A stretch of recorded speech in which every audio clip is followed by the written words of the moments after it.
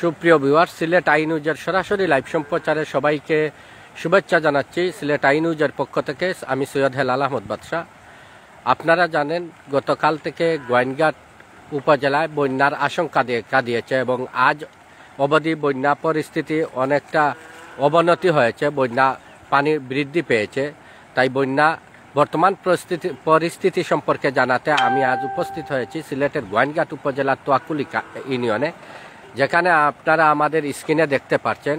তো আমি এর আগে বলে রাখছি যে গোয়াইনঘাট উপজেলা বর্তমানে বন্যার পানিতে প্লাবিত এবং কয়েক জায়গায় যোগাযোগ ব্যবস্থা বিচ্ছিন্ন হয়ে গেছে এবং গোয়াইনঘাট উপজেলা সদরের সাথে কয়েক জায়গার যোগাযোগ ব্যবস্থা বিচ্ছিন্ন রয়েছে। এবং আমি বলে রাখছি, গোয়াইনঘাট থেকে সারিঘাট রাস্তা গতকাল যদিও বিচ্ছিন্নভাবে গাড়ি যানবাহন এবং জন চলাচল ছিল, কিন্তু আজকে গোয়াইনঘাট সদরের সাথে সারিঘাটের যোগাযোগ ব্যবস্থা বিচ্ছিন্ন বন্ধ রয়েছে এবং তারই পাশাপাশি বন্ধ রয়েছে গোয়াইনঘাট থেকে রাধানগর রাস্তার যোগাযোগ ব্যবস্থা এবং কয়েক জায়গায় বাঙ্গনের সৃষ্টি হয়েছে আমরা জানতে পেরেছি। এবং তারই প্রেক্ষিতে গোয়াইনঘাট উপজেলা প্রশাসনের পক্ষ থেকে পূর্ব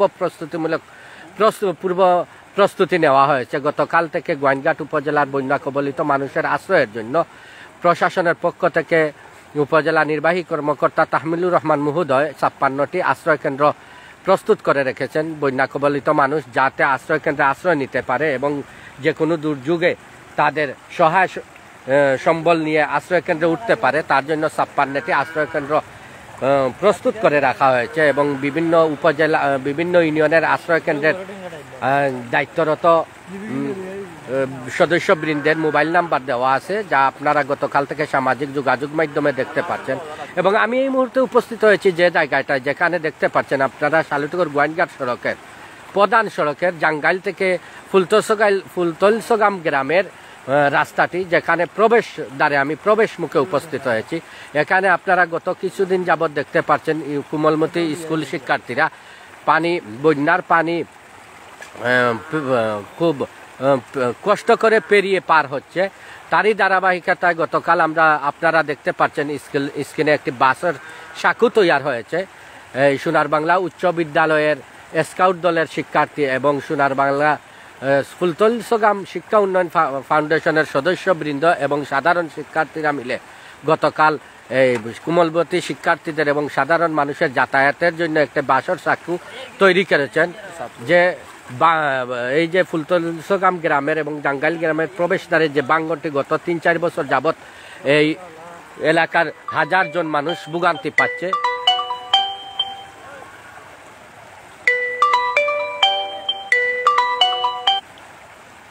হাজার মানুষের ভোগান্তি দূর করতে সোনার বাংলা উচ্চ বিদ্যালয়ের স্কাউট দল এবং ফুলতলসগাম শিক্ষা উন্নয়ন ফাউন্ডেশন এবং সাধারণ শিক্ষার্থীরা মিলে এই বাঁশের সাঁকোটি তৈরি করেছেন।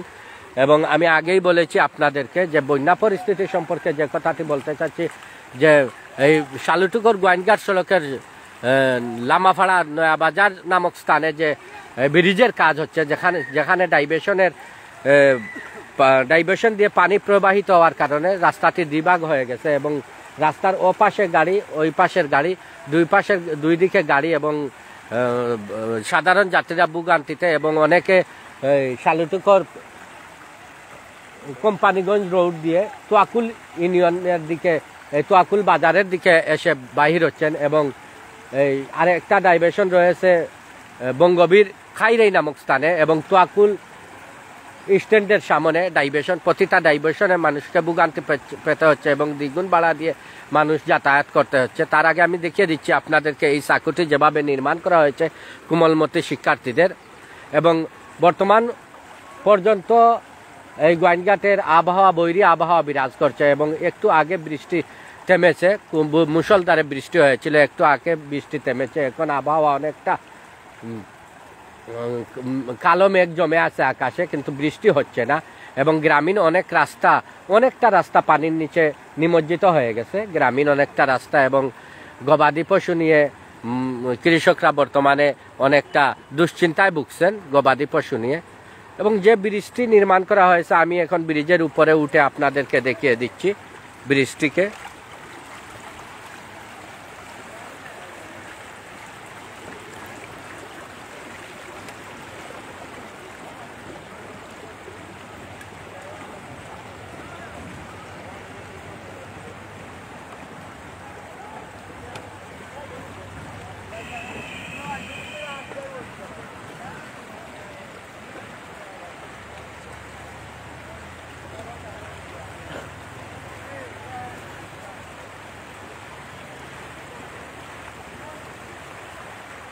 আপনারা দেখতে পাচ্ছেন ফুলতলী গ্রাম শিক্ষা উন্নয়ন পরিষদ ফাউন্ডেশনের পক্ষ থেকে এবং সোনার বাংলা উচ্চ বিদ্যালয়ের স্কাউট দলের শিক্ষার্থী ও সাধারণ শিক্ষার্থীদের সমন্বয়ে গঠন করা হয়েছে এই বাঁশের সাঁকো।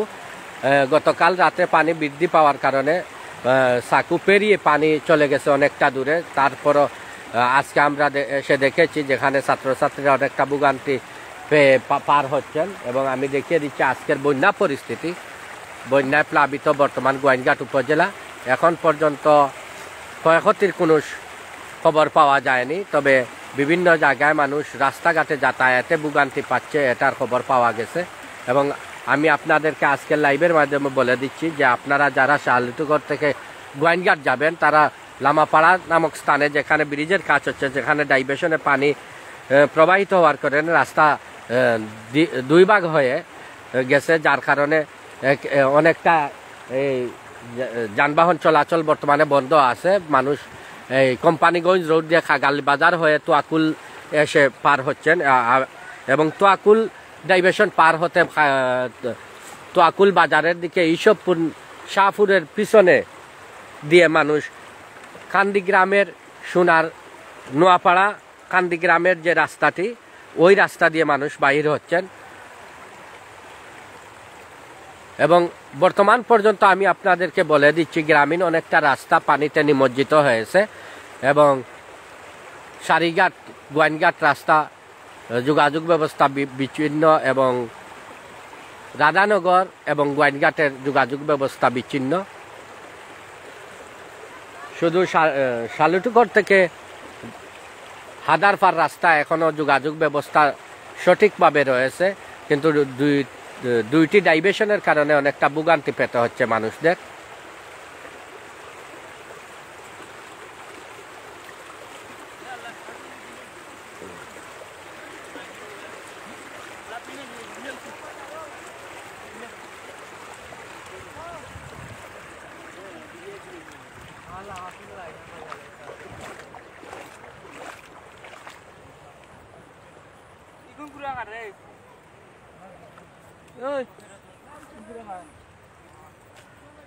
তো আমি বলে রাখি এই আবহাওয়ার টানা বৃষ্টির কারণে উজান থেকে নেমে আসা পাহাড়ি ঢলে বন্যার সৃষ্টি হয়েছে এবং সবচেয়ে যে বড় কথাটি হচ্ছে আপনাদের বলে রাখি বিদ্যুতের লোডশেডিং এর ভোগান্তি, পাশাপাশি গ্রামীণ ফোনের নেটওয়ার্কের ভোগান্তি, যার কারণে কারো সাথে কারো সংযোগ বিচ্ছিন্ন, একের সাথে অন্যের সংযোগ বিচ্ছিন্ন।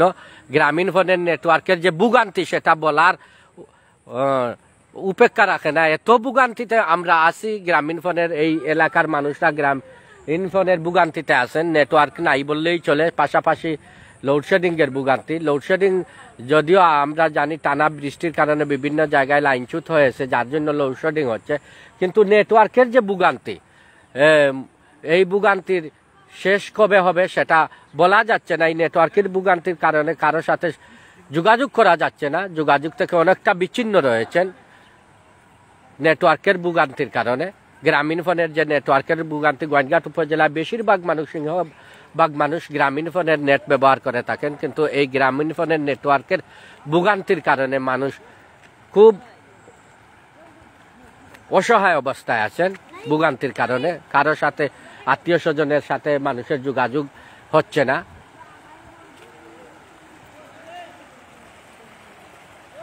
তো সর্বশেষ আপডেট খবর জানতে, বন্যার আপডেট খবর জানতে আপনারা আমাদের সিলেট আই নিউজের পেজে লাইক এবং ফলো দিয়ে রাখুন এবং আমাদের সাথে থাকুন, সেই প্রত্যাশা রেখে আজকের লাইভ আমি এখানেই শেষ করছি। আল্লাহ হাফেজ, আসসালামু আলাইকুম।